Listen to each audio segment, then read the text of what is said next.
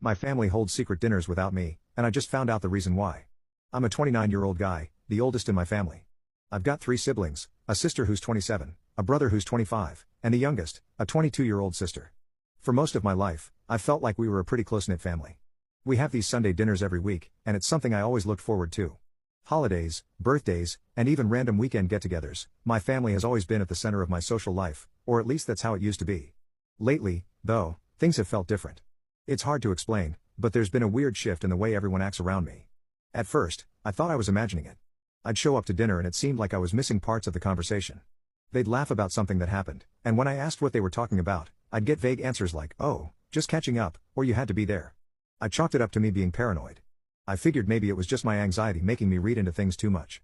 But then I saw something that didn't sit right with me. It was a random Tuesday night, and I was scrolling through Instagram before bed.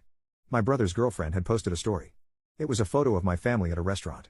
A nice one, too, the kind we usually reserve for special occasions. They all looked happy, laughing together, but the thing is, I wasn't there. I hadn't even known about it.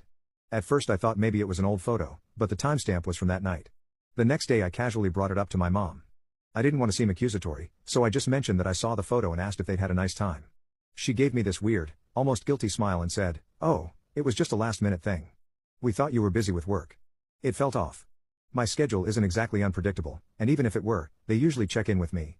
I didn't push it, but the more I thought about it, the more uneasy I felt. A few days later I was hanging out with my best friend and I told her about what happened. She agreed it was strange and said I should just ask them directly if something was going on. I wanted to, but the idea of it made me feel sick. I was scared of what I might find out, so I decided to let it go and hope it was a one-time thing. But it wasn't. Over the next few weeks I started noticing more and more events I wasn't invited to. Little things at first, brunches, game nights, a trip to the beach. I only found out because of social media posts or random comments in our group chats.